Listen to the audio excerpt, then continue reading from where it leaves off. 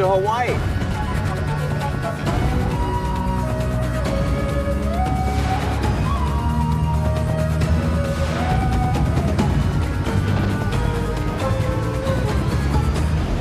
You're going to see much more action. You're going to see a new cast. Several of the Michael Bergen and Brooke Burns and myself and Michael Newman, Jeremy Jackson, who plays Hobie. We're all returning, so we've got the core of the team that's been around for 10 years coming back. Plus, we have some very new and exciting actors and actresses.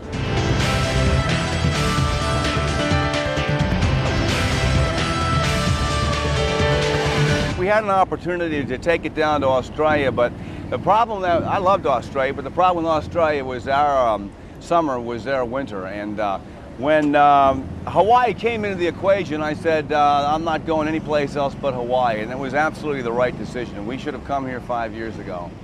It's sensational. The people have been absolutely awesome. Welcome to paradise. They have opened up their doors to us. The product placements have been incredible. They're just giving me golf memberships. You know how hard it is to get a golf membership? And everywhere I go, they thank you. And they actually kind of leave me alone. You know, I can actually be a person here.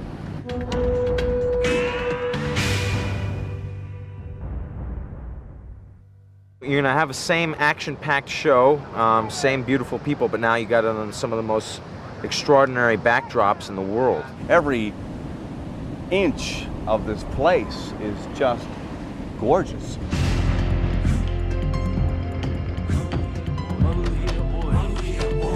The biggest thing is the environment, and working on the Pali Coast in Kauai was very, very rough. The waters, working in the caves, but we got a good staff, we got good water safety. It's a lot like filming a TV series and being in boot camp at the same time, really. There's a lot of stuff to learn. I mean, you know, last week we jumped off some cliffs. The week before that, we're on jet skis doing rescues. Swimming, you got to be able to swim and rescue people. And it's like if you see a scene where I've jumped in the water and rescued 4 people, well, it's the equivalent of rescuing maybe 20 people if we'd done 5 takes.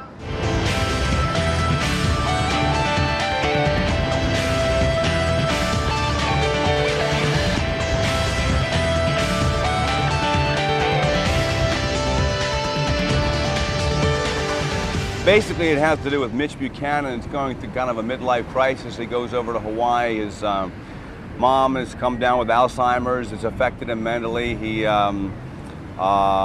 son's gone off to college. He still kind of has feelings for his ex-wife. He's just kind of wondering what life's all about. So he comes over here, gets a surf shack and hangs out. He comes over to Hawaii to just kind of soul search and do a little surfing. And he ends up walking on the beach and sees a family get swept off some rocks and makes a rescue. And one of the little children get away. And that's really never happened to Mitch before. And it really affects him. And he doesn't understand why it happened. But he realizes that the reason it happened is because he didn't really know the terrain. He didn't know the experience that the local lifeguards did.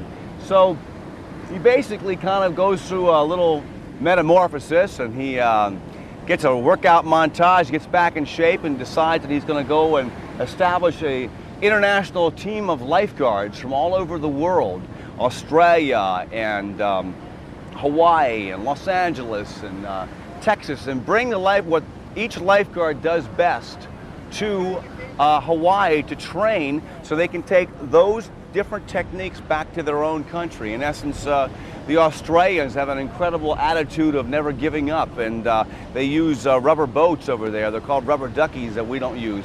The guys here use wave runners, as you probably have noticed.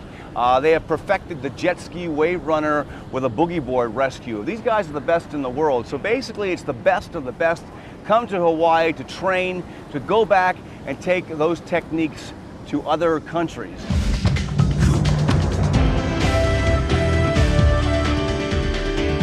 It's really, we're really playing off Hawaii. We came here 4 years ago and we absolutely blew it. I mean, we stayed at a hotel and we did this and that, but we had nothing to do with the Hawaiian culture. So My job in the beginning of this was to sit down with the writers and try and create stuff in and around Hawaii. We're doing a show about the Pearl Harbor and the USS Missouri and the Arizona down there, which is an incredible memorial that needs to be get recognition. We're doing something about the spirituality of Hawaii. It's a very spiritual place over here, and we're trying to play off the local culture, which is going to give the show absolutely, I think, new life in maybe another 10 years.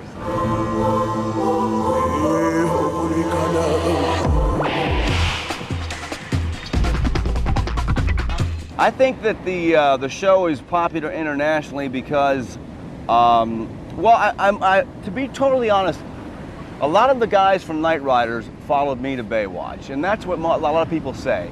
And Baywatch had a lot of the same theme as Night Rider. One man can make a difference. It was about saving lives, not taking lives. The theme of the show for me, and I try to find in each script that's important to me, is heart, humor, and action. And if you touch people's heartstrings and make them feel a little bit, you give them action. And I ask these kids, why do you watch the show? They said, because it's really scary and the people are great and everything turns out okay. So we try to make it non-violent, as action as opposed to violence. We do romance as opposed to sex. You don't see anybody jumping in bed together on Baywatch. Baywatch gets this rap like this really sexy show. You know, it's kind of funny because it really isn't. It's our main audience in America is 18 to 49-year-old women, and it's a family audience. And it's just that we happen to have some very good-looking girls on the show and some very well-built guys.